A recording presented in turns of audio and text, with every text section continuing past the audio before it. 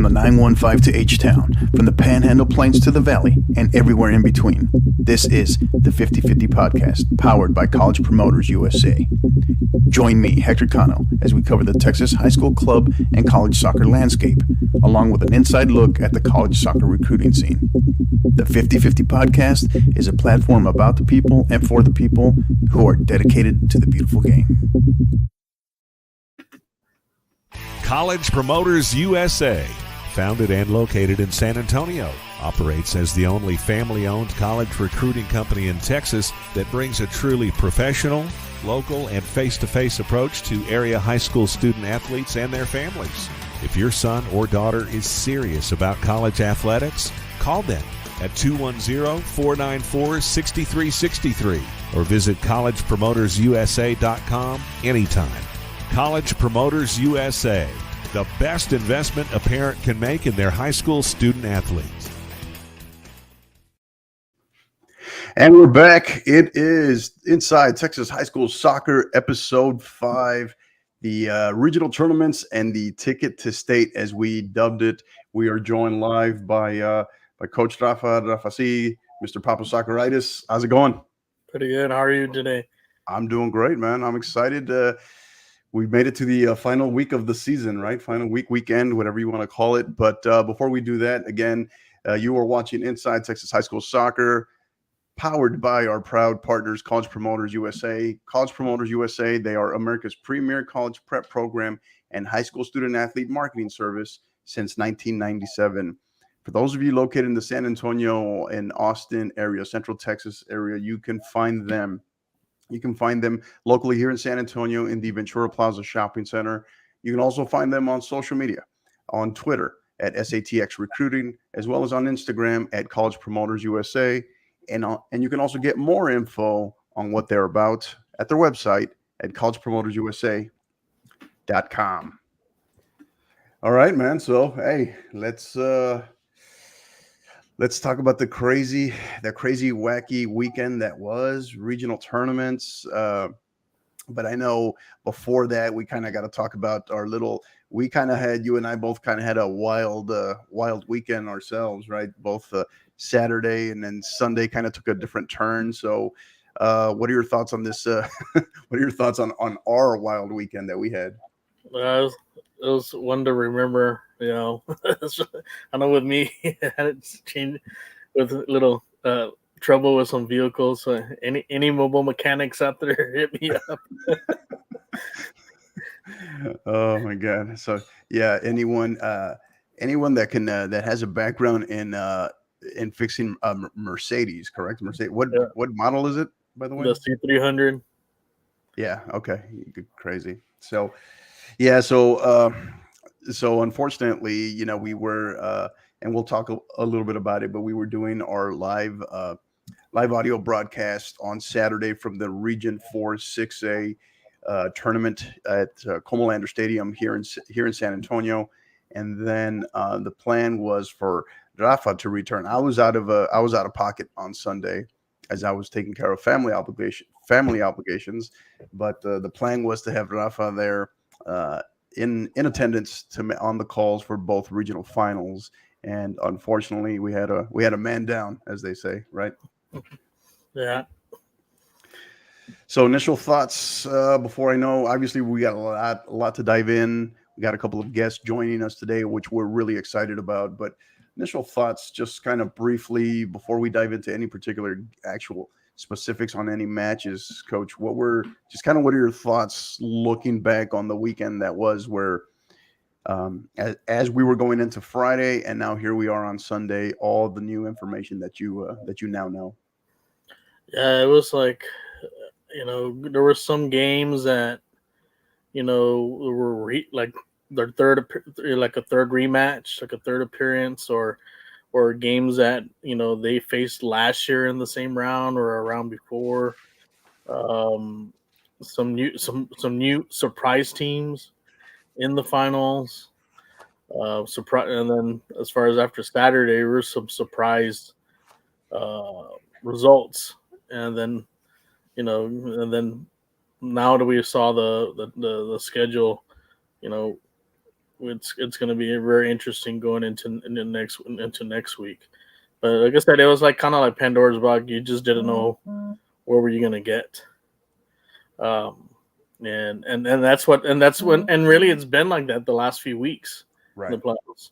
Even the first playoff, the by district round, there were some surprises. Right. And so that's expected, I think, in every round. And to be out now at the last week, we were just wasn't just too long ago. We were just talking barely scrimmages, so it's gone pretty fast.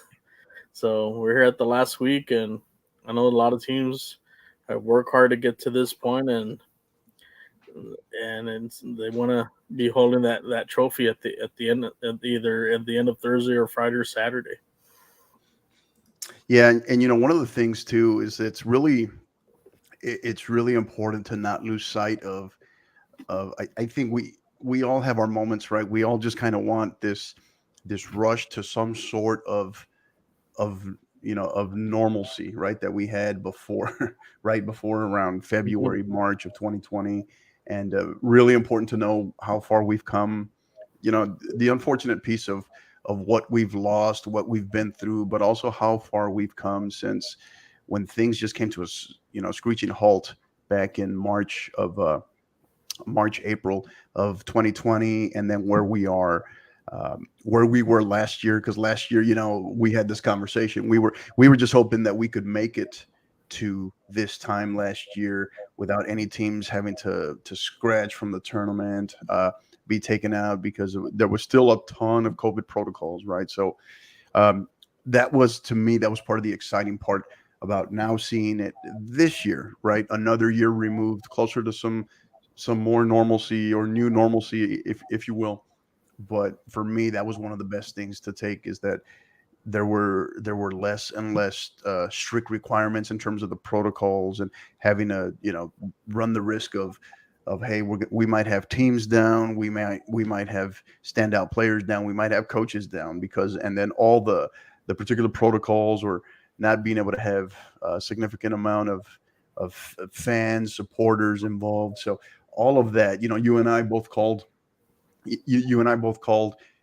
handful of games throughout this playoff stretch.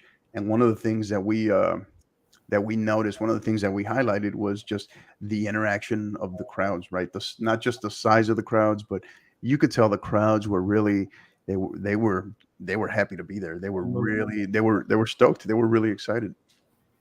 Yeah, the thing is, like, being kind of cheated out of it 2 years ago, from the playoffs, couldn't be there. And then last year, it was somewhat limited. And we were it was like walking on eggshells last year, because we were still kind of pre-vaccines and all that. We weren't sure how this, is. And I guess the biggest fear is, like, that we had some football teams in the fall that year had a drop because of COVID and so forth. So is this going to happen? And luckily that didn't happen this last year. And this year, it felt kind of normal, like we normally have the year before, pre-COVID and so forth. So it's good to be feeling back normal, have some normalcy, and seeing crowds out there, and just, I'm sure the parents are happy to see the players out there too, and also the peers. Yeah, for sure. And I think it's one more thing, that, again, normalcy, and that's one of the things that we discussed, that it does look like, unlike last year too, where it was this individual clear the stadium every time, you were going to have to pay a certain price ticket for every single game, right? For coaches. I was glad to see that the UIL appears to be, at least my understanding and everything that I've seen, they appear to be going away from that, kind of offering the single ticket pass option, or the all tournament pass option. Your thoughts on that? I think I wish the UIL kind of would change some of that, just to kind of make it more fan friendly. Is it about money and all that? Who's does it go back to the player? I mean, go back to the schools. That's another thing, but that's a whole other topic. But right, I think you want to have it more fan friendly overall. I know I've been to quite a few of those, yeah, some of the prizes are a little outrageous and so forth. But Right. if you want to kind of promote the sport and bring more fans in it, you kind of have to be reasonable, and that's the whole point. You want to fill up that stadium and so forth. And if not, what other location can we have it at? That's gonna be fan friendly, So. Right, right. Yeah, and I know, and that was one of those things that we did want to highlight here briefly, um, where, and if you can see my screen here. So this is the Soccer State Tournament spectator information for Birkelbach Field there in Georgetown for the upcoming week. So again, this is courtesy of the UIL website. So you can see the UILtexas.org. You go to the soccer state championship section under spectator information. That's where you can find this information. But essentially, their purchase ticket options are single game with no re-entry, which is $15. I'm sorry, I misspoke on that, not $5. And then your all tournament, which is your all tournament ticket, which will allow re-entry for all matches. Now, in addition to that, one of the things that I wanted to hit on is for those that may be new to Birkelbach, there will be a parking fee assessed of $5. So plan for that. Have cash, that kind of thing. I know we've been largely going away from cash, but unless your school organization, for those of you that are traveling, unless they're sharing direct links as far as ticket purchase option for a digital ticket purchase or even for a parking pass, just readily available. And then, obviously the live streaming will be carried for all of these matches via the NFHS network. And then the prohibited items, again, you can find all of this information via the UIL website. And just look up Soccer State Championships information. So, all right. So we're going to go ahead and bring in our next guest. He is Coach David Bammel. I'm saying that right, Coach Bammel? Is that correct? Yeah, yes, you are. Bammel. Awesome. Welcome, Coach. Thank you for having me.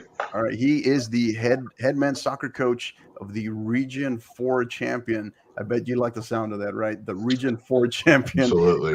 Lake Travis Cavaliers. So, Coach, how you doing? I'm doing well. I'm doing very well. It's been a roller coaster of a ride. I mean, you get to celebrate a victory out there, but then your mind immediately turns to where's the next opponent and what's the plan going to be? How are we going to approach it? So it's exciting, but at the same time, it's continuously nerve-wracking every single day.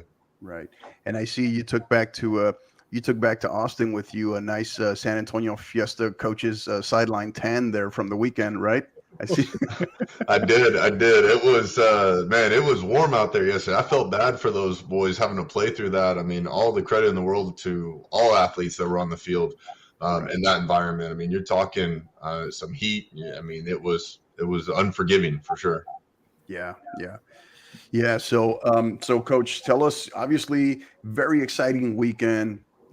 You take down in the regional semifinal on Friday. You went up against a very good Harlan Hawk squad, which obviously there's some history between you all and them. The exact same places you saw them once again this year in the exact same place where you saw them last year in the regional semifinal. And then so you knew what you were going to get in them, and then you were fortunate enough to get past them. And then you went up against a Reagan Rattler squad that was, by all accounts, playing, you could argue playing some of the best brand of soccer in the entire state. And you were able to get the job done versus them yesterday. So take us through just briefly kind of your thoughts when you step back and assess the weekend, assess your boys, assess your coaching staff. What are your thoughts? Yeah, I mean, I'm extremely pleased with how we showed in both games. I mean, I think each team, Harlan and Reagan, like you said, were both playing excellent soccer out there, and they both presented different forms. Harlan had very much so a large number of creative players, very quick and shifty guys. They had an ability to stretch the field out a little bit, whereas Reagan had an incredible ability to be able to transition quickly from the defensive to the offensive side and to be able to get numbers forward. And, the biggest takeaway that I have is just the ability of my defense and, my goalkeeper, holding midfielders, to be able to adapt, to be able to work through, and to only give up one goal to two teams that had proven that they were capable of being able to put the ball in the back of the net relatively easy. And so, my four players on my back line, Caleb Toker, Bernie Vargas Lopez, Kyle Thompson, and Trey Wright, they didn't come off the field for either of those two games. And they fought through every single moment and did an exceptional job for us. And then with Adam Shantz in the back behind them, being only a sophomore, his capabilities to be able to come up big on some of those shot stopping moments and to be able to rise up in the difficult occasions. He couldn't have asked for a better job from him either. So very, very pleased by that. And then obviously our offense was able to work and do what they needed to do because of those defensive efforts. So, I was very pleased with the performance from the team and for them to rise up in tough circumstances, both teams being essentially hometown teams and some fans coming out for them. And, not to say that we weren't able to bring some fans, but it was nowhere near the magnitude of what you saw from a Harlan or a Reagan group out there. So extremely pleased. Yeah. Rafa? Coach, how do you feel about as far as with your players' experience from last year's disappointment to this year? Do you think that made a big difference going to be able to kind of get through to the now punch your ticket and get into state? Absolutely, I do. This group of seniors is one of the best groups that I've ever had the privilege of being able to coach. 6 of them were varsity players as freshmen, and we ended up taking on a San Antonio Lee team that first year that we were there, our first year that I had them, and that was in the 3rd round, and we ended up obviously losing. They were an incredible team at that time, and then the COVID year was the year after that, and we weren't able to really do much their sophomore year. And then last year, again, like you said, we made it to the regional finals and lost a heartbreaker to them. So you could see that these guys had been in that moment before. They knew what the expectation was. There weren't the jitters of playoffs and knowing, wow, we're going up against some of these big names. They knew who they were. They were ready for them. They were actually excited about being able to take on those tougher teams because I think that they were ready to want to prove themselves and they were ready to want to step up to that occasion. Yeah, and Coach, so what you're going into this past weekend, right? You're going into game 1, the semifinal versus Harlan, and then you're victorious and you immediately have to get ready for what was really less than about approximately 18-hour, I think it was, turnaround, right, for that final versus Reagan. What changed, if anything, or in terms of your approach from the semifinal to the final in Harlan versus Reagan? Well, we stayed in the hotel very close by in order for us to be able to, keep a close eye on the guys and make sure that the mindset was right, help with making sure we got plenty of rest and everything. And, that morning we woke up and, you could see it in the guys. They were already ready for that next game. You could see that they were excited for it. And again, they've been very good stewards of being able to learn things about these teams we've been going up against and to, soak that up and to be able to implement the necessary changes game in and game out. And so, we were fortunate enough to be able to sit there in the stands. Me and my assistant coach, Will Maloney, we were able to sit up there in the stands and get to watch, how Reagan approached their style against Laredo Alexander. And we saw a lot of what the firepower that they brought offensively out there. And so, I think that kind of helped to be able to focus our attention because we saw how legitimate of a team they were and what they were capable of being able to do at this level. You're still talking a 4th round opponent. You're talking a team that was able to make it to a regional tournament, and they were able to put, I believe, 6 goals up against them. So, that in and of itself is humbling, but yet it allows you to focus your attention on that next team that you're having to go up against, and recognizing that each team presents their own problems and their own issues. And you just have to, as a team and as a coach, constantly make sure that you recognize that those unique qualities are what have to be managed and dealt with on a game-to-game basis. He is Coach David Bammel, the head men's soccer coach of the Region 4 champion Lake Travis Cavaliers. So, Coach, we start looking ahead forward to this week, obviously, because you guys get a little bit of time to enjoy this past weekend, right? But you immediately got to start looking forward. That's, as coaches, maybe the players a little longer, but as coaches, that's how we're wired, right? So, so now tell us a little bit more. You got to get ready for the Woodlands this coming Friday, the 15th at 5 p.m. there at Birkelbach. What are your initial thoughts, the preparations, and shout out to your assistant coach Maloney for great work in coordinating, being able to get you here today. So I appreciate that, Coach. But what changes, or what are the initial thoughts, and as you look towards the Woodlands? I mean, you can base a lot of it off of their success. I mean, a team that's only had one loss, it was to us in a preseason tournament at our tournament. And so, it was right there smack dab in the middle of when COVID was kind of a big deal. And I know that there were some people who were missing from both squads on something like that. So right. I don't think that game is a true representation of what the intensity level is going to be of this next time that we play them. Obviously they've done everything that they have to in order to be successful for the last, I mean, what was it, 18 games or something like that they've been on some degree of a win streak out there. And so, they've got the pieces, they've put them together themselves, and no doubt it's going to be a tough one to prepare for. I have no doubts that they're going to bring their A game and they're going to be challenging. Rafa? Yeah, Coach, how do you feel as far as, I know a lot of the attention goes to, especially in the state tournament, to the Dallas area teams. How do you stack up with some, like I said, with the Katy Seven Lakes and also with Plano? How do your players feel about going into playing these type of teams? And the possibility of playing these teams in a final. Sure. And that's it's a great point that you bring up, because we had the opportunity in preseason to be able to go to the North Texas Elite Showcase up there, Capel and Marcus High School, and incredible tournament because you've got some of the highest top-notch teams out there.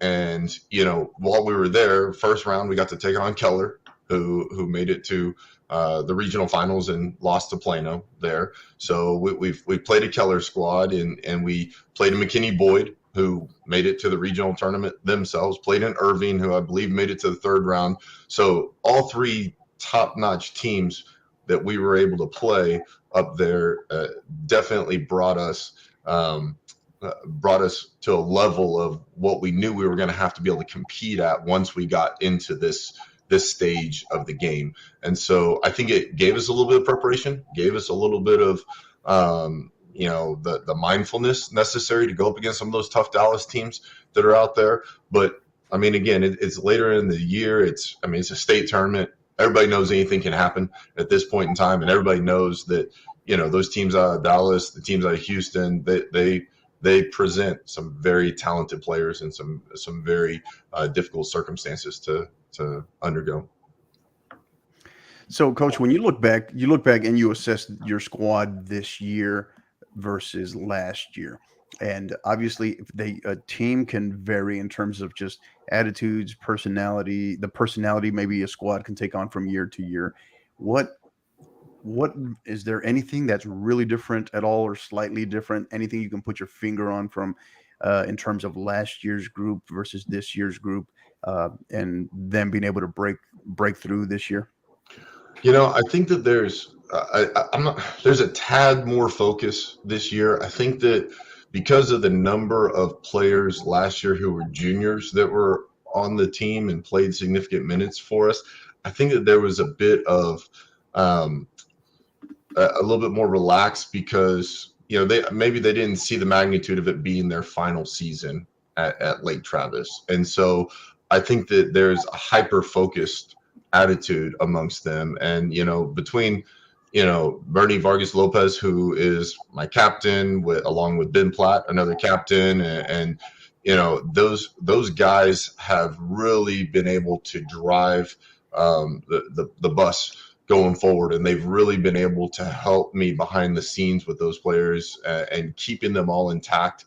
And not to mention that with the number of guys who have been on the varsity team for multiple years, every single one of them, I think, is recognizing that this is a real opportunity for us to be able to be successful. Not that we didn't have that opportunity last year, but everybody saw what we were capable of last year. And then to return the players back that we had, they knew that this was an opportunity for us that we didn't want to squander, that we wanted to give ourselves a chance at being successful on. And so I think that that's helped them to stay focused. I think that that's helped them to continue to approach every single game with the proper mentality. And I think that that's ultimately given us that little bit of an edge game in and game out.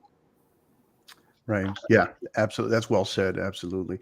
And again, he is Coach David Bammel, the head men's soccer coach of the Lake Travis Cavaliers. They are the Region 4 champions, headed to Birkelbach Field for the state tournament. They will play in the first 6A semifinal, which is slated for Friday, April 15th at 5 p.m. And they will take on the Woodlands, followed by the second match, the second 6A bowl semifinal, which is slated for approximately 7:30 p.m. That last match of April 15th, which will take place versus Katy Seven Lakes and Plano. So that's two other monsters on the other side, on the other side of the bracket, right? So, Coach, this has been exceptional. We appreciate you. We thank you. We thank you for your time. And we know you will represent, your boys will represent Lake Travis community, Region 4 community exceptionally well at the upcoming state tournament. And we wish you the absolute best of luck. I thank you very much for having me. And yeah, no, I can't wait. It's exciting stuff for these guys. Hopefully we're able to win some games here. Hopefully we're able to do some good things. Absolutely. Thank you again, Coach. We appreciate you. Best of luck. Have a good night. Thank you so much. Take care. Bye-bye. All right, man. So gave some good info there. Pleasure. Thank you. Thank you to Coach Bammel for joining us. What are your thoughts, impressions from, especially, you got to see them. You got to see them more than I did this year. But I know we got to see them both on Friday. What are your thoughts in seeing them going forward? I mean, he kind of laid out a good blueprint as far as how to be prepared going into the playoffs. Like he mentioned about playing that Northeast Elite Showcase, and I know he had the one there, the Austin Lakes Showcase. I think if you're a team that's on the cusp of maybe breaking out of the second or third round quarterfinals, like you mentioned, you have to play these elite teams to be familiar, not only how as far as game speed and talent and so forth, but just the level, the type of games that your players can get accustomed to. That way they're more prepared. And I think, as he mentioned, he played Keller. Keller was one of the favorites, like the Irving team, and so forth. I think what was the other mentioned team, the McKinney Boyd, and I think if you're a team out there, there are some teams out there that, cause I know we've talked about with our San Antonio Soccer Showcase in our area, that they're just about looking at taking that next step. I think this is a good blueprint right here as far as a program, how to take it up a notch. And he's done a great job there at Lake Travis, and kudos to them. And then, like I said, you can also tell the players they were very organized, and they weren't unfazed. They were very focused, and they knew, I guess, from the last year's disappointment, to turn that around to make their mission. Hey, we have the talent enough to break the door down and get into the state tournament. And they could have, like I said, they could have a chance. I think they have a chance to win it all. If sometimes you do need luck. Not only the talent and the players and so forth, but sometimes you need luck. And I think they're to what they did to two top quality teams, just allow one goal. Yeah. That's something. And if I'm I know this is a rematch of a game earlier, and he mentioned they were missing players. It's going to be tough for them. If they can get by this game, who's to say they can't knock off Plano or Seminole Lakes in that final? Right. Yeah. And we have two Houston schools in that, in that group with them, and then obviously Plano out of the Metroplex. But for their sake, I'm really hoping that they're not discounting Lake Travis's the journey that they took to get here, because really that journey is about it goes back to last year, right? But for them to knock off an exceptional Harlan squad, and he said it best, in Harlan, and then we've seen it plenty of times in Reagan this year, that they can score quickly, right? They can score in bunches, and for them to be able to come emerge victorious, and and the way I think the surprise too was probably how they did it yesterday versus Reagan, right? I think it would have been easier to, I guess, having seen Reagan enough this year, I think it would have been easier to understand if it was kind of a shootout, a 3-2, 4-3 kind of thing, or something that went to extra time, but convincingly to win it, so to speak, and a shutout. I think that kudos to them. We saw it back on Friday in terms of how they responded. It was a good character response on Friday. They scored the goal. I'm in the middle of reviewing, calling that reviewing the goal for Lake Travis, and then Harlan turns right back around like 40 seconds later and scores. And so those kind of moments in big games like that, they can take your momentum from you, right? It's like, and then they bounced right back. They bounced right back, and so yeah, I think it was. I think they have a legitimate shot. They deserve to be there, and we wish them the absolute best of luck. So, Coach, we look back briefly before we bring on our next guest. We look back these regional tournaments that took place all across the states, all 4 regions. We had some surprises. We had, our last real Cinderella, if you will, in Austin Northeast Early College Prep. Finally, unfortunately, fell in the regional final. I know we were looking forward to being able to cover that one a little bit more. My Mejia boys that I was personally pulling for, right, just because it's the awesome story. They fell as well early in the semifinals. So, what are some of the matches when you look back at a regional tournament that you kind of wanted to highlight today that really caught your attention? I think the one that was really, anticipated, because I talked to the parents a couple of weeks ago in Castroville, and it was the Burning Lady Greyhounds.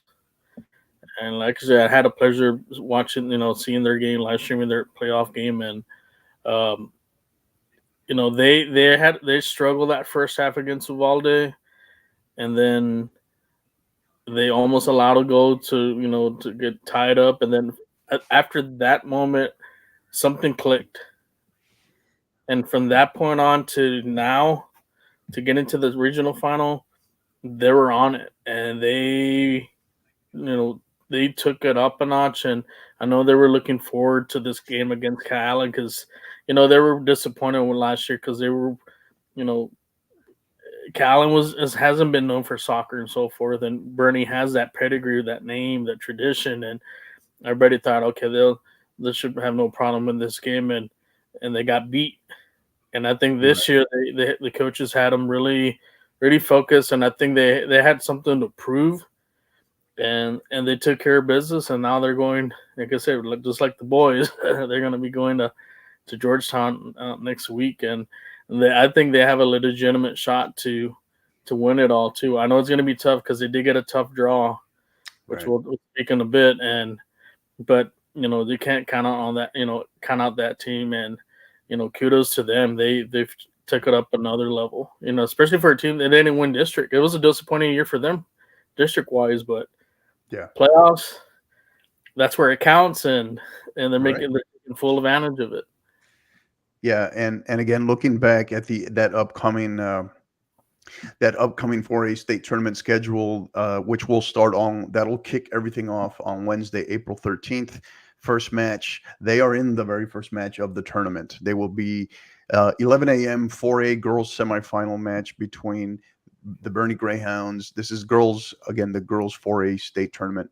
Bernie Greyhounds and the Salina Bobcats, followed by the 130 girls semifinal between Lumberton and Midlothian Heritage. Lumberton also with a very big win over a team I had labeled kind of one of my dark horses in Bay City, right? So, and then taking on the defending state champ there, Midlothian Heritage. So, I mean, that's a loaded group, right? That's a very loaded group.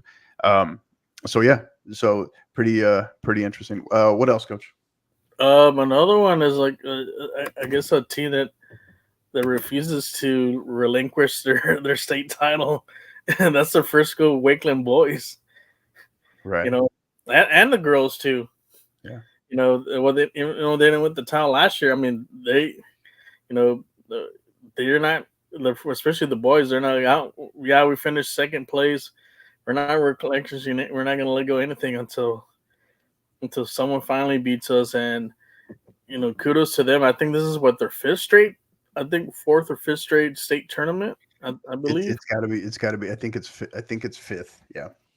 So they like I said, for them to have a program that goes five straight into the state tournament and then win, I think 3 out of the last 5. That says something about your program. That's where you want to be at. But they got an interesting matchup with a team that nobody had on their radar or really wasn't, I guess, not really known for soccer, is that Fort Worth Trimble Tech team. Right. And they're kind of like a mini little, I guess you can say, somewhat of a Cinderella, because Fort Worth ISD is not really known for their soccer, and for them to get to this point, if I'm Frisco Wakeland, I'd be a little worried on them, because like I said, that's an even more hungrier team going into this game. So yeah, but it's going to be a great matchup. You got two Metroplex teams going at it. So. Yeah. But absolutely, yeah, that's absolutely well said. That's shout out to Fort Worth ISD, who put out multiple strong teams this year. So I know in talking with a couple of coaches as well. So yeah, Trimble Tech. I think if a lot of people told you they had them on the radar, I don't think they would be entirely truthful there. But I think this is awesome. It definitely. And how will the moment be too much for them, given the history of Frisco Wakeland? And how does, just like you said, how does Frisco Wakeland respond? How do they approach probably a team traditionally speaking, out of an ISD that they're not as familiar with in terms of at this level, right? Yeah. Well, if you look at the Frisco ISD, I mean, you got, I think, 11, almost 12 high schools soon to be. You would think, hey, that would hurt talent, because all the talent would be scattered all over different schools. But Frisco Wakeland's just kind of, as you can say, just built a dynasty that you haven't really seen here in high school soccer in a while. It's been a while that we've seen a kind of like a dynasty. Maybe the last time, maybe, as you can say,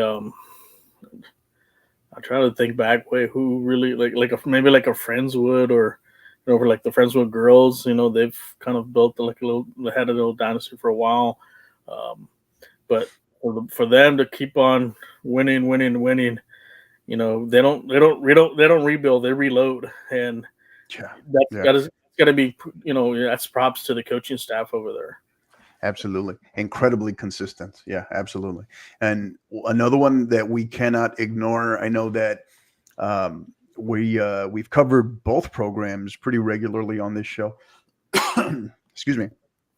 And it was kind of a big shocker, and then yet somehow, I think to you and I, not entirely a big shocker either, was the in 5A girls, Bernie champion taking down the defending state champion Dripping Springs Tigers. What are your thoughts on that one?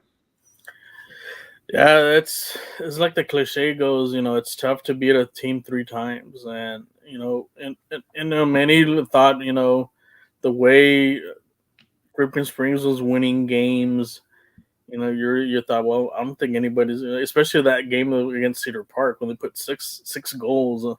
And that was the same team that they beat for the regional final the year before. Right.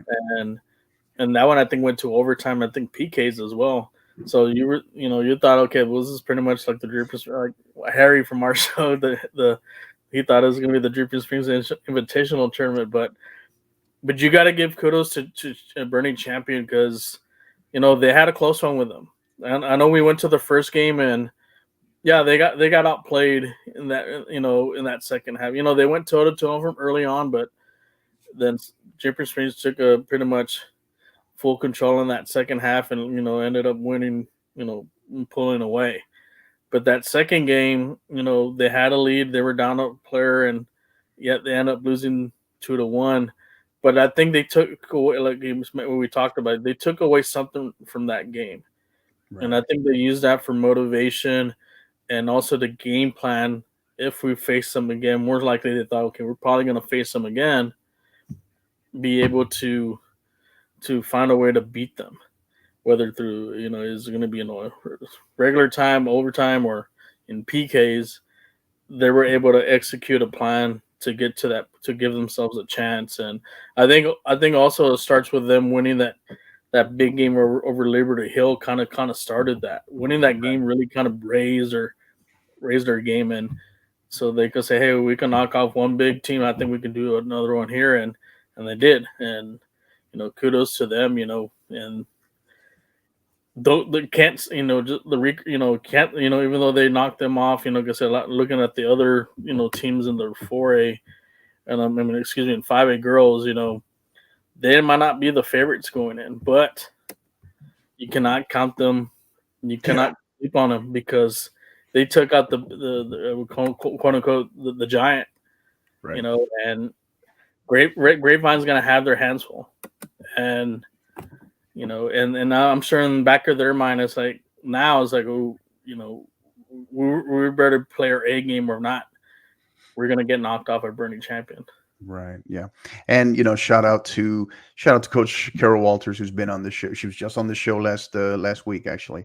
And we knew we had talked about it, right? We talked about it Friday in our post match wrap up at the end of all of our calls, was that if we knew that if there was any team that was in position to possibly knock off Dripping Springs, it was going to be Burning Champion, just because of how well they knew them, how often they've seen them. And just like you said, there was kind of a moral victory, if you will, that was taken in that second district match, right? When they lost to them 2-1, but played that match incredibly tight, incredibly competitive, forced Dripping Springs to take it to that extra level to pull out the win at home. This was at Dripping Springs. And they were down a player for, I think, about 60 minutes of that match, if I'm not mistaken. So, and it showed. It showed. It showed yesterday, and so unfortunate, but congratulations also on an incredible season to the Dripping Springs Tigers. I know it's incredibly hard to defend a state title, and they were attempting to maybe be that first Austin squad to win back-to-back state titles. They had, I think, they might have had the longest active, I think, winning streak in the state. So that's going to have the attention of Grapevine, who they're going to see next. So again, these 5A matches are slated for Thursday, April 14th, the first match, and they will kick off the day on Thursday, April 14th. At 9:30 a.m., the first 5A girls semifinal match will take place between Magnolia and Frisco Wakeland, followed by, at approximately 12 p.m., the second 5A girls semifinal between Grapevine and Burning Champion. So, all right, we're going to go ahead and we're going to bring in our next guest. He is Mr. Mike Youngblood of the Texan Live. Mike, how are you? Pretty good. It's been kind of a grind through these past couple of weeks. I know you guys probably be going at it harder than even than I have or anybody at our network has. So it was just kind of nice waking up this morning on, you know what, I don't have anything to do, and then out of the blue, it's like, okay, let's just do a podcast. Yeah, there you go. So and you thought you weren't going to do anything today, right? I wasn't really planning. This was going to be kind of occupied by my dogs, and I don't know if you can see it backstage where I got my foster puppy just won't give me a minute to breathe. So this is kind of like my 15-minute break from having to do like real responsible things, I think, today. Awesome. All right. Well, we'll try. We promise not to keep you too long. But so obviously, in addition, one of the things you do is you're one of the main voices also for Lake Travis Athletics. Cover a lot of them, but not only them. Obviously, in your coverage of the Texan Live. But so we'll get to that later. But first off, thoughts. I know you were covering. You've been covering matches the entire playoffs. But any thoughts on maybe your regional tournament matches that you covered this past weekend? Probably the one thing that first sticks out is just how much the wind played into just, it seemed like every single match that was happening to determine team strategy or just how they were going to have to execute. And I mean, that's just for the general sense as to like what I saw. I did the Region 2 regional semifinals for both boys and girls out of Kelly Reeves out in Round Rock. And it was some pretty good matches for the most part. Rockwall wind up taking it in girls in the Woodlands. Fended off was probably one of the oddest finishes I've ever seen against Lake Rich in the semifinals. I could go on about what happened in that one. And then Houston, MacArthur takes down Duncanville, which Duncanville had a lot of pizzazz, a lot of talent. You're just like, wow, these guys can really do some things. And MacArthur was just more rock solid. They just didn't make any mistakes, and Duncanville just couldn't quite put it together. So the Generals wound up putting a really good effort against the Woodlands, but the Highlanders were just very, very rock solid defensively. I mean, it was not the most glamorous couple of matches to watch, but I think as I've done more, I've grown more appreciation for the teams that can really lock down and defend, even if it's not, a blitzkrieg of goals or exciting plays. Like it's pretty effective in winning matches when you need to, especially when the elements aren't necessarily under control. Right. Yeah. The motto of the saying of defense wins championships, it really shows up this time of year, doesn't it? No, 100%. And I mean, that was the Woodlands' biggest advantage. I mean, they've got talented midfielders and guys who can create. So are they going to be matched up against Lake Travis? I haven't officially seen the matchup. So, I mean, we'll probably get looped back around to that, but it was interesting to see how teams were trying to manage the fact that knowing you have the semifinal, then you have to go play right back away the following day. I don't know how soccer coaches get any sleep at night, knowing how to best balance that to make sure that you got your team in rhythm and rested and hungry. There seems to be no perfect recipe for success. No, absolutely not. That's been one of the things that we've kind of hashed out quite a bit here in terms of the thought process, the method between how the UIL handles these traditional regional tournament formats, right? Whereas, when you were here last year, you were calling these matches for the first time, and you got to see it under a totally different experience, right? That that regional semifinal took place on a Tuesday. Regional final took place on a Friday, right? I know you remember you were on that call for that famous regional final between the eventual 6A state champion in San Antonio Lee and Lake Travis. So, I mean, from your perspective, is there anything that stands out to you there? I guess it's just a matter of like how you use your depth. I mean, from a coverage standpoint, it was remarkable just for us, I think, as a network that want to give everybody their due, just that to be able to cover the District 2 finals, cover the District 4, and I believe the District 3 as well. Like that's big accomplishment, I think, for our network. Just the fact that we're trying to get soccer more visible and more accessible, and have enough quality that that we actually serve the community pretty well. So I think that when I was looking at that this past week, and I was really proud to see that we had not 4A, 5A, 6A some representation, and it's a controversial topic because everybody in the media side wants to have their fair stake and represent their communities. And at Texan Live and NFHS, there's all this that it's kind of hard to explain as to how these things get allocated, who has the rights. And right. I think just from a media standpoint, to be able to cover things like this and taken a new perspective, see different teams, learned a little bit more. As a Cavalier homer, self-described, it was bummed I didn't get to do it, but at least I knew that I could watch it when my matches were done. So I think that was a positive for sure. Right. Rafa? Any one game that really caught your eye this weekend that you're like, wow, this team that you think is probably that won the regional final you think is probably gonna win the state title? Probably that Lake Travis Harlan result, just because you knew, Harlan was on that same mission as Lake Travis was, trying to eventually the loss against San Antonio Lee. So you knew that. I mean, I think it was even quoted in the paper too, that this wasn't just a game. Like, this was the Hawks' complete full effort. And I think for Lake Travis to still come away with that with a 3-1 win, and great job by you guys. When I came back and I finished my match, I pulled it up on Twitter because it's much safer to listen to commentary. Tommy Yarsh does a great job for us. Trevor Bullard did the regional final. So, I always can pass the baton on to really qualified guys that work their tails off to try to be good. But I was like, I want to hear what both of you guys had to say. It's been so fun to get more familiar with the community thanks to you guys. You've kind of ushered me into this, and I blame this all on you two. You guys do such good work that I'm like, all right, this is a pretty good community. I was gonna have to have us on the text and do some commentary. Yeah, that was my hope, was at some point I'd be able to have your expertise on. Yes. I don't know enough about the game. I understand the play-by-play aspect of it, but I can't tell you what formation, who beats what, and all that kind of thing. So, I feel like a fraud. Like, I don't even know why I'm here, but it was very eye-opening to hear you guys kind of talk about the game in a way that me, working on the most basic 101 level, I'm like, okay, these guys know what they're talking about. It's great.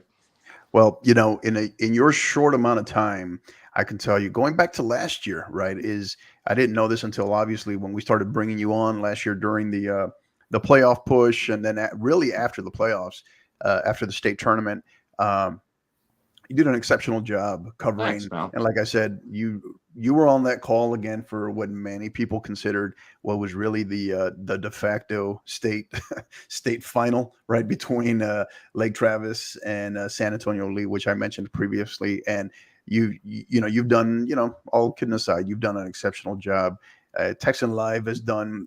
I've noticed it just in the last 3 years, the push in terms of just the coverage for the game for Texas high school soccer. So that's appreciated. Obviously, some people have different opinions on that. You dove into that briefly about the broadcasting rights and what have you, especially when you start talking about the state playoffs and then state tournaments, a whole other can of worms. But yeah, we understand. But no, you've done an exceptional job. So obviously you've looked, you already proclaimed yourself as the Lake Travis homer, but you got a couple of other Austin schools there making the trip there who will essentially kind of be playing home games, right? So we talked about the Dripping Spring boys taking on Katy Jordan that'll be the first 5A boys semifinal on Thursday at 5 p.m. And then you have also the Austin Westlake Chaparrals. The Lady Chaparrals they'll have the second game on Friday the 15th, the second 6A girls semifinal game at noon versus a behemoth in South Lake Carroll. What are some of your thoughts on it when you look at those other two squads before we kind of dive into Lake Travis?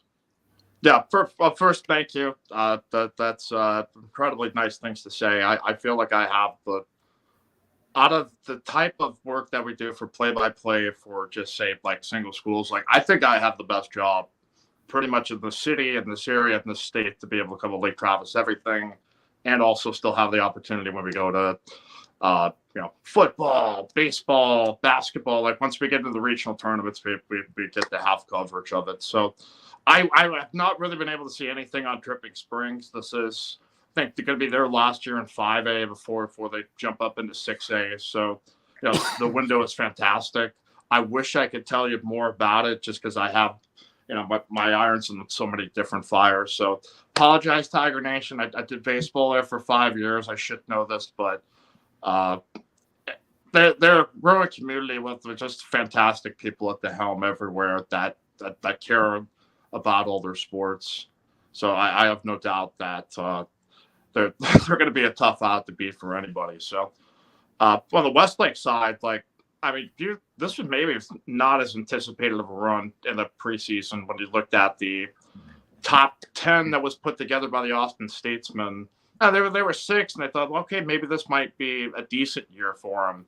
And wind up finishing second in the district, losing twice to Lake Travis. That unfortunately got jettisoned early on just a day that wasn't theirs. But circling back to what we talked to, of just like when you're an excellent defensive team, you've got more paths to get deep than you may have if you're just a strong offensive team and you just are not.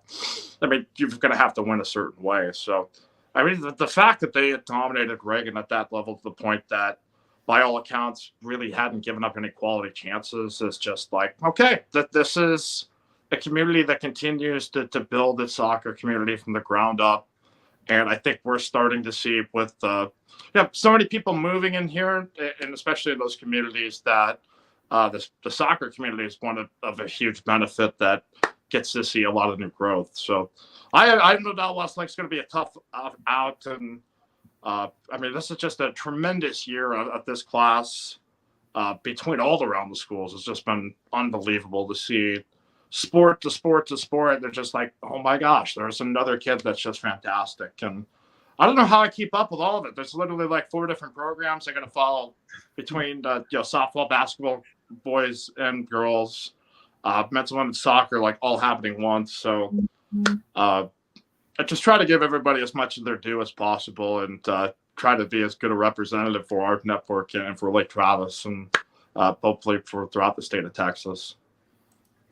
Yeah, man, we got it easy. We cover one sport. You're all over the place, man. So yeah, we won't complain to you by any means. So he is Mike Youngblood, one of the play-by-play announcers for the Texan Live, also the voice of the Cavaliers, the Lake Travis Cavaliers. So we look ahead, Lake Travis boys, 6A semifinal, 5 p.m. on Friday, April 15th, versus the Woodlands, who you just talked about, who you got to see up close and personal. Thoughts on that match? It's a contrast of styles. Like Lake Travis does so many good things in ball control. They pass really well. They're creative.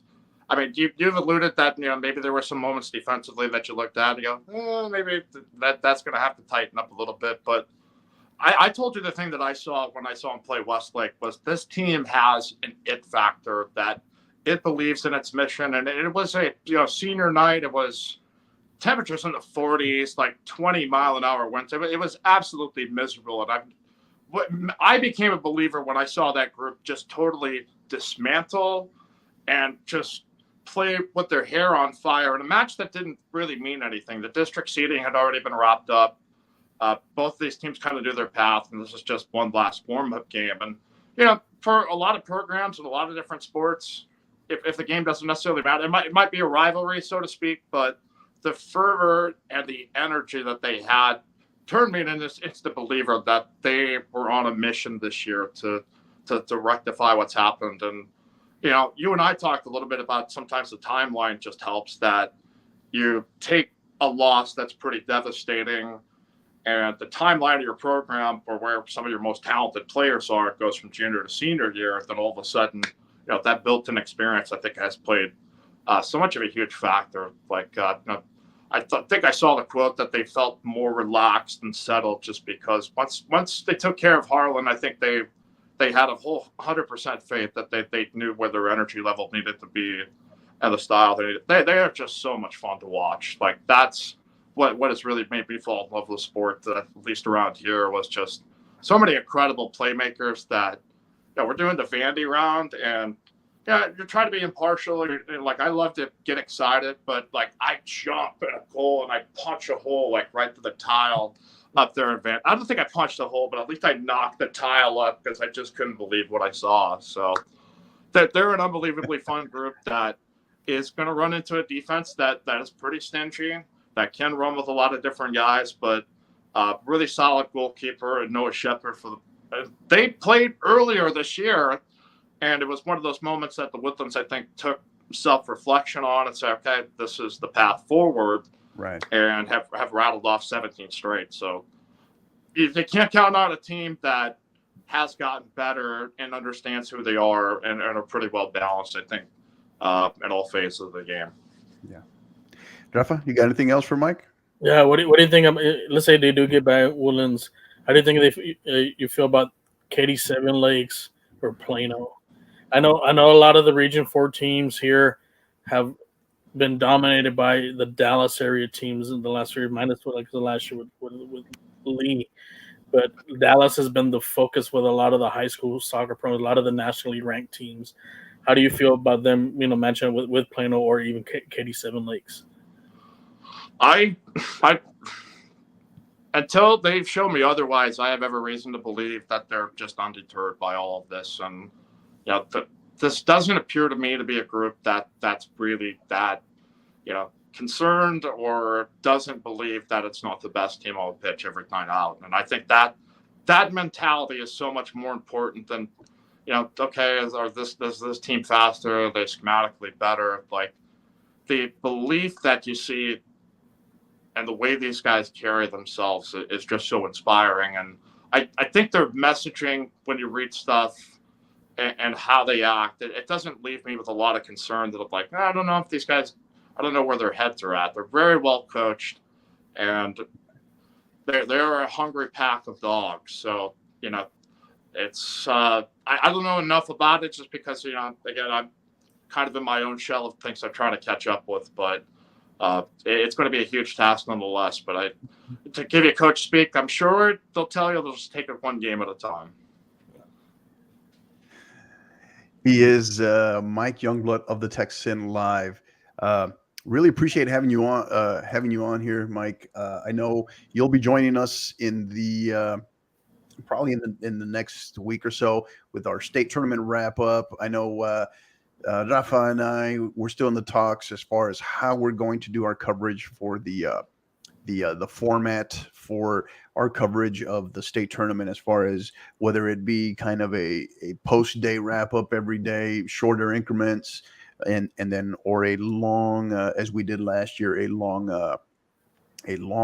end of state tournament coverage on Saturday or Sunday. But yeah, I mean, we look forward to having you on. One thing I will highlight is that 5-1 loss that the Woodlands had over Lake Travis back on January 13th, their only loss of the season. So yeah, I mean, just a shout out to just to make sure people know, like NFHS covers the championship, so I mean we will have parts of the Texan Live crew. I don't think I'm going to be on the call, but you guys were so instrumental in helping me feel like I was even like a quarter bit prepared. So I'm sure the community just is thankful that there are people who are knowledgeable, are really trying to stay on top of things and get to know different people. So I commend the work you guys do, because there needs to continually be more grassroots effort to connect people to the sports they love. And that I was from a KMAX Sports, a small network, and now I get to do a lot of really big games. So, I've been in the smallest of places, and now I'm in a slightly bigger phase, and I get to be some comedic relief for a sport that I feel like I still don't know enough about. So thanks for having me on and humoring me for the evening anyway. Absolutely. Thank you again. My man. Appreciate you, and we'll be in touch soon.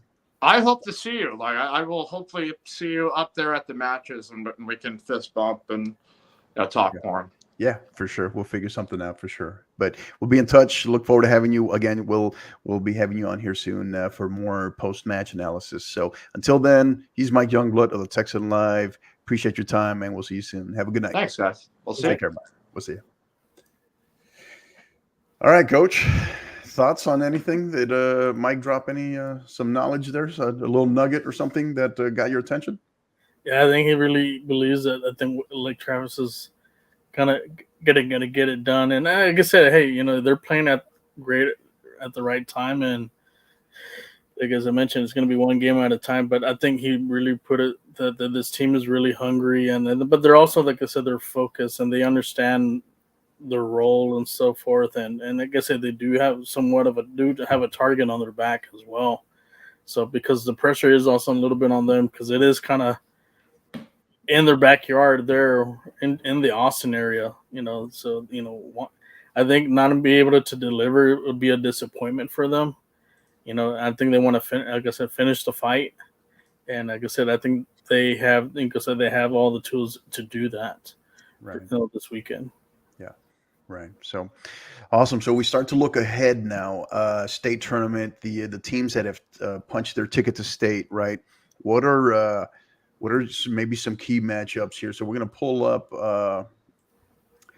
the screen here really quick. And so again, looking at some of the key matchups, or all the tournament schedule, I should say, for this coming week.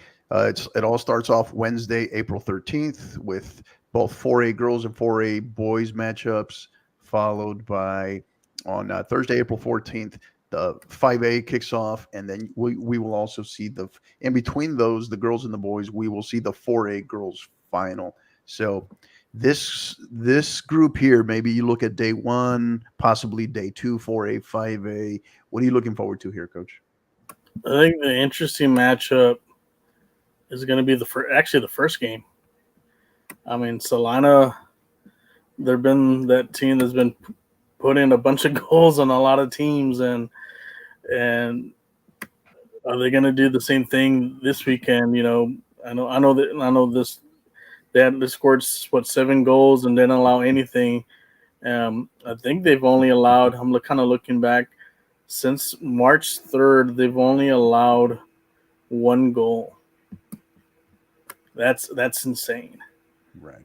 And that tells you something. That program, they were the sleeper program last year. Nobody thought about them last year, and they took it as far as they could. They had a really, like I said, with their leading scorer, and she comes back again, and she's been also on the Taylor Zdrowski, I think. Taylor Z, yeah. I stopped trying. I keep butchering that one, so I know someone has to remind me of that. So I've shortened it to try to not be disrespectful of that name.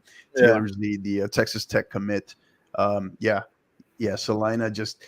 I think my impression. I know you and I have had a lot of conversations of this, and this was before obviously Bernie and Lumberton were in the picture. It just kind of seemed like. My take was, I know you were leaning a little bit more towards Stephenville, but my impression was always that Heritage and Salina were on this collision course, right?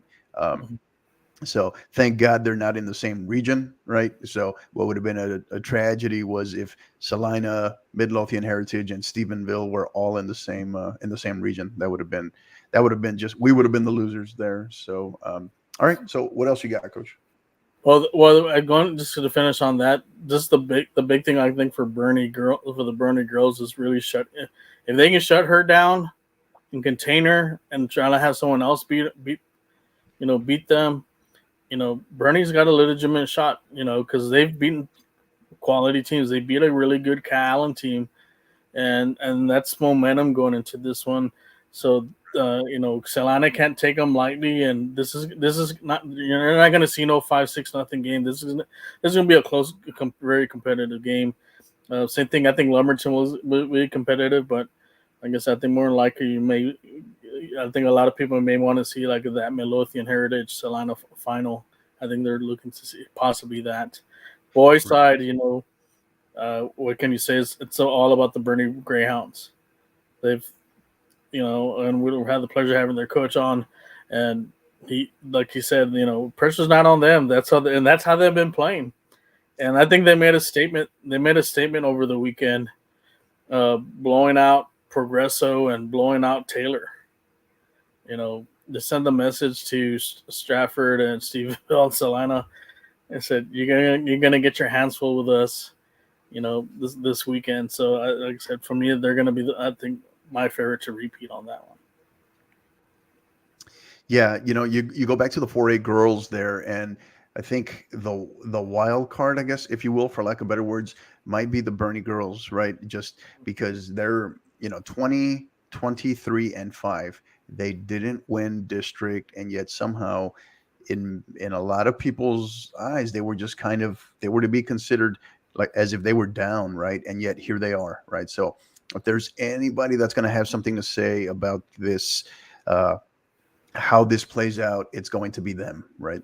I think it's going to be them. So yeah, they're surging. They appear to be surging at the right time, and because of Salina and because of the defending champion still there in the picture in Midlothian Heritage, maybe they're just not quite getting the same pub that they're used to or that they've received in the past. So, and then yeah, same thing on the boys' side. It's you got the defending state champ in the mix there in the Bernie Greyhounds, and yeah, I mean with them, they're just you talk about that piece of being mentality monsters, and Coach Strong has just got them. He's got them locked in a way to where they're very dangerous because they're playing as if they just they don't feel that pressure to defend their title. So. And it's showing in their results. It's showing in their results. So that will be an interesting. That'll be an interesting state tournament there as well on the boys' side. So looking forward to day 2 on Thursday. Thoughts there, Coach? Day 2. Well, you have the Giant Killers, the Bernie champion, going against a very good Grapevine team that I'm sure now they're like very nervous about this game, because if they say, hey, if they can knock off Dripping Scenes, they can knock us out. And I think, like I said, this is probably your dark horse. Bernie Champions now become the dark horse team out of the 4 teams here, and they, like I said, they're putting the pieces together right. They're finding a way to win, and that's going to help, especially in a very tight game. And if you mentioned that the longer it goes, say remains close, as long as you have a chance, it just takes one little, one opportunity to make a difference and get that win. So that's going to be an interesting game. What can you say about Wakeland, Houston versus Dallas matchup? So that's going to be a very good game. And then the boys' side, Dripping Springs, like they mentioned, there were. Austin Simpson had a rank at 6. We knew they had a good team, and they were probably one of the top for us. It was like one of the top 3 as far as 5A boys. They're probably one of the top 3 programs for 5A boys soccer. We had other ones like Brownsville Porter was another one. We had Southwest and so forth. So I'm sure they, like I said, they're happy to be there, and like I said, they can come in and surprise some people, like kind of like what the girls did last year. Yeah. And I think that's they're probably taking the same page like they did. Hey, if the girls can do last year without being talked about, hey, this is maybe our opportunity. But then the other game, like I said, Frisco Wakeland, like I said, that's the dynasty right there. And you're going up against a team that's an upstart. Can the upstart knock off the dynasty? And we'll see what happens there in that game. Yeah. We look forward to day 3. So Friday, April 15th.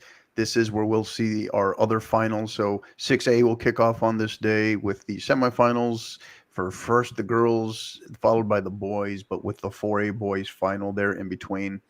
Thoughts on that day? Lots of soccer that day. Yeah.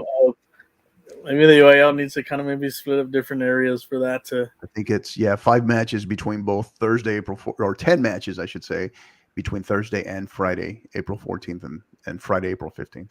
Yeah, I don't know how those NFHS announcers can do 5 straight games without getting sore throats, but that's gonna be fun. Like I said, who is in that 4A final?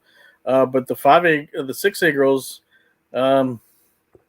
You got that Rich Point team that's been on top of a lot of power rankings, national rankings, but I'm sure they have their hands full with that Rockwell team that no one really expected them to do really anything, and they're here, so that could be a trap game for them.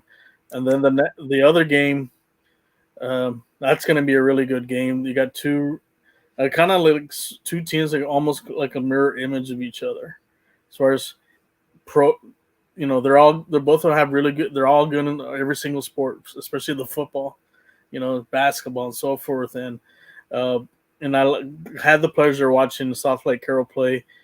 They have a really good team. I know they were missing one of their key players, but she's back, and she could be that difference in this game against Westlake. But Westlake will have the home field advantage. They're being in the Austin area, so that's going to be a really good matchup. And who's to say we end up? I think a lot of people maybe want to see a Ridge Point Southlake Carroll final. I think that would be the two kind of like the two titans for the girls 6A. Boys, like I said, we talked about. I think maybe this is a state championship to Lake Travis to they have to win. I think they got to finish the job. I think they broke through, knock off two quality teams. This is a year to do it, and I don't think they want to be disappointed. They got the disappointment last year because, like we mentioned, last year was the de facto state championship against Lee. In that classic, they went to a shootout, and I think they want to erase all those wrongs and turn it into a right and come back with the trophy. But they're gonna have their hands full with the Woodlands, and then the other game that's gonna be. I think that's an intriguing game. Seven Lakes and Plano because it's a Houston Dallas matchup, and I know it's about Seven Lakes. Ever since they've opened up, they've had an awesome soccer program there, and they have quality teams. And I had a friend out there that used to coach in that district. He said, the talent's just they don't rebuild, they reload every year. So any like I said, any matchup could be great in the final for Saturday. Yeah. And one thing in looking at that first 6A girls semifinal matchup with Ridge Point, excuse me, Fort Bend, Ridge Point, and Rockwall. Obviously, Rockwall is they're surging. They're playing. They're believing. They're playing very confident. Do not look past them. Ridge Point, ironically, just something to point out is they are the lone remaining undefeated team in the field in all of boys or girls 4A to 6A. So you can argue that, right, based upon whether strength of schedule or what have you. But it's not like Ridge Point was playing cupcakes either, though, right? So they scheduled a strong season, obviously. So 26-0 versus 21-3-2. So got to dive into more than just the records, obviously. And Southlake Carroll returns after their first return trip since 2019, I believe. So yeah, a lot of roads point to Ridge Point versus Carroll, but Rockwall and Westlake will have something to say about that. And then, yeah, you hit the nail on the head. We've talked about it repeatedly in terms of Lake Travis and the Woodlands. There's a storyline there that dates back to the one lone loss for the Woodlands was versus Lake Travis back on January 13th. And then, a very worthy Region 3 champion in Seven Lakes, very strong Houston squad taking on a DFW squad there in Plano, which has a rich history. So we're in line to watch some fabulous matchups. And then, of course, these games, that leads us to Saturday's finals, where we will see it's all finals on Saturday, both as you can see on your screen there. 5A girls final kicks off at 11 a.m., followed by approximately, again, these are all approximate times in the event that games do go to overtime and, if needed, penalty shootouts. But 1:30 is the 5A boys final. Approximate time for the 6A girls final is 4 p.m. And then we will wrap up at approximately 6:30 p.m. with the 6A boys final. So, final thoughts, Coach? This is going to be a great, it was 4 days of state playoff soccer and some intriguing matchups, some surprise teams, that we didn't think, just because like where the regions are, how stacked. Like I said, it just like that shows a lot of the quality of the soccer a lot of these regions have, and it's really difficult to go through them. You have like your region 1 for 6A boys. That's a gauntlet there, and for Plano to get out through there, to knock off Keller and to knock off a really good excuse me El Paso Eastlake team, Right. that just shows you the quality of soccer there. Same thing, here in region 4 too, with 6A boys or girls, even out to the east in the Houston areas, with Seven Lakes, and then region 2 for 5A is just as brutal as well. So it's like I said, but it's going to showcase a lot of the best talent that we have here in the state, and I think we're becoming a state that, a lot of the like I said, a lot of the college and pro teams are really looking to find, to find those players of the future, for the national teams or for MLS or even in Europe. Right. You got Ricardo Pepi, with players like them. So it's good to have be recognized here. The state of Texas is just not only known for football, but we do have a lot of soccer talent here.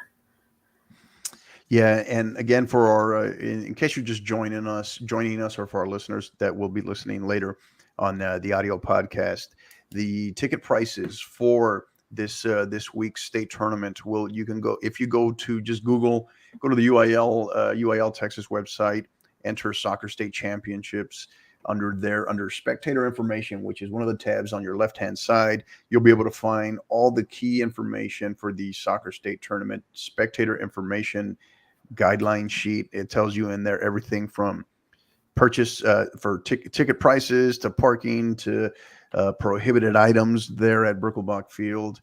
Again, it is a UIL sponsored sanctioned event, so different rules, a little bit more I guess picky, if you will, for lack of better words, than what sometimes fans are used to for the average game. But single game no entry ticket price is $15.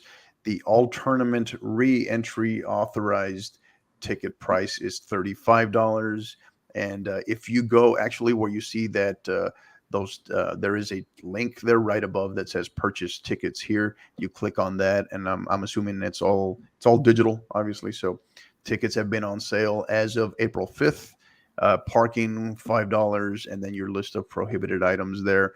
That will be where you'll be able to also access, I believe, just state programs. At some point, they may load the state programs if they have them there by a certain time. So that will be your go-to spot for all initial specific event information at Birkelbach via the UIL. So.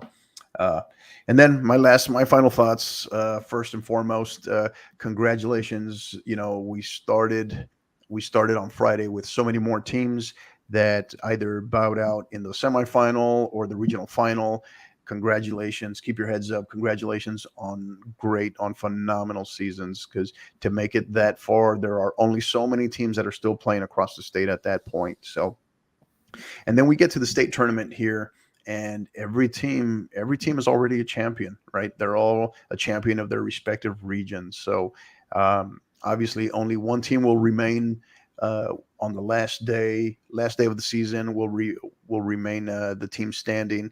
But really looking forward to a high quality state tournament across all classifications. I know we've been giving a lot of the love to 4A in particular, because it's a very loaded group.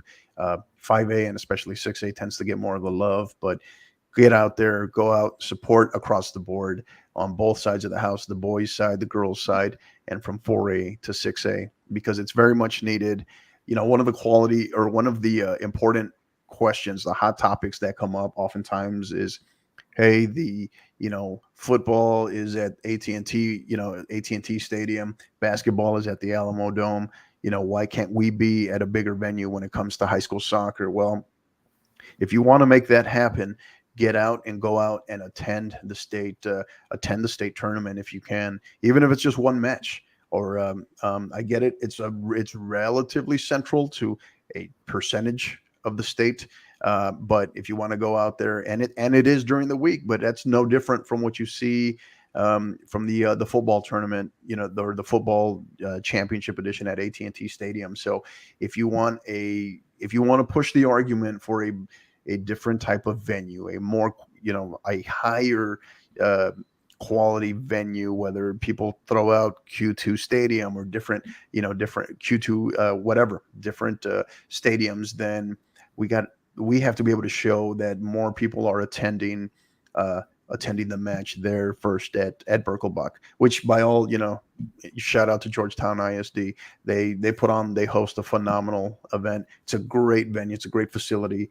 But for the people that oftentimes mention that, they often do it. And when you ask them if they've ever attended a state tournament, if they've ever gone, a lot of them will tell you no. A lot of them will, or they'll talk about the price, or they'll talk about the distance, or they'll talk, but that's the way to do it. It's like, if we want to push that argument, push the envelope, that's the way we do it. So thoughts on that, Coach? Yeah, I mean, for those like little soccer purists about wanting to play in a soccer specific stadium, if you want to accomplish that, you gotta have that, like you mentioned, you gotta have the crowds out there. And like I said, we've gone to so many games and we've seen some great crowds, but I honestly think it could be big. I think it could be bigger. For high schools out there, establish your supporter groups. The pro teams doesn't need they're not the only ones that can have a supporter group. Have a supporter group for there among the high school students that they can run and do chants and stuff. And I think that can build up your base of fans to come to those games, and maybe the UIL starting to notice as, hey, you know what, we do need to have the games at Q2 or at Toyota or the Toyota in Dallas, or even the one in Houston, in Houston.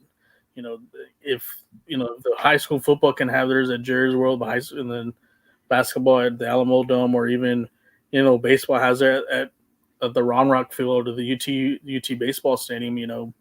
Why can't the soccer as well? But it comes down to building the fan base and so forth. And those are some ideas that I think can help out. And and I think eventually, hopefully, we'll get to see, a televised game there on Bally Sports. You don't have to be on the other network.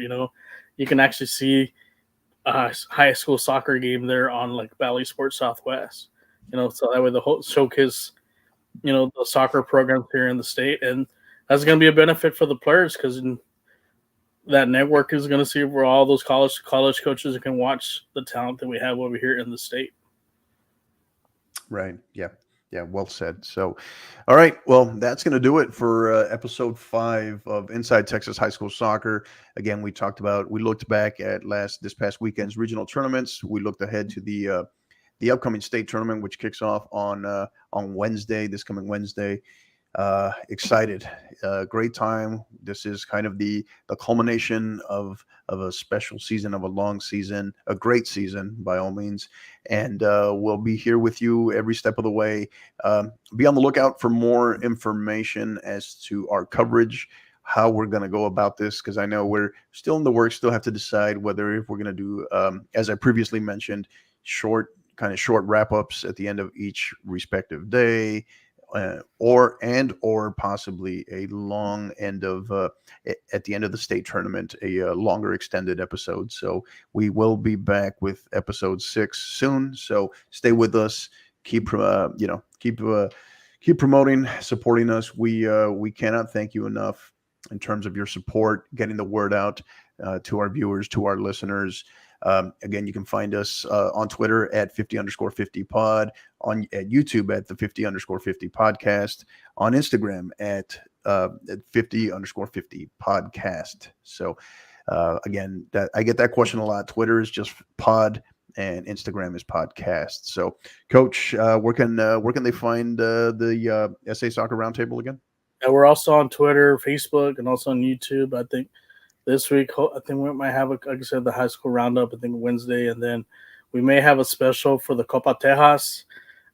First Copa Texas game versus El Paso. It's gonna here in San Antonio. It's gonna be this Saturday. It's gonna be one of the rivalry games, and so we're looking for that game. Who has the best tacos? San Antonio or El Paso? We'll find out. And also the shout outs to SAFC. They won big win last night against the defending USL champs. Got some little revenge with a 1-0 win at Orange County. Right. Yeah. SAFC's been the road warriors. They're winning 3 games on the road, so we're happy they bounced back from that game that they lost to Phoenix. So kudos to them. I thought you were I was waiting for the plug, the U.S. Open Cup plug. That's what I was thinking. Yeah. You're so busy over here. You're worried about tacos, man. What's going on? The other game we found out is we're going to be San Antonio's going to be hosting the I-35 Derby with Austin FC, or how we like to call them, the Broccoli FC. Here, Sorry, Austin. But we gotta love our San Antonio team. So we're looking forward to that game, and hopefully we can win, knock them off, and go to the fourth round of the U.S. Open Cup. And then we may be getting some firepower pretty soon because we got getting a forward back. So let the record show that was Rafa that dropped Broccoli FC, not me. Okay, so all right. So great matchups that are coming up. Absolutely. So again, for our listeners, thank you for your support. We sincerely appreciate you. Let's get after it. Let's get out, on Twitter, Instagram, whatever, in terms of social media. Let's keep it classy, obviously, but let's get out, try to support out in whether you're going to Birkelbach or via, I guess, NFHS Network. Let's get out. Let's support the special week that is the state tournament week. That'll be running from Wednesday to Saturday. So you know what to do. Thank you again. Until the next time, keep downloading and keep listening. You've been listening to the 50/50 podcast, powered by College Promoters USA. Help us continue to grow by liking, rating, and subscribing on all major podcast platforms.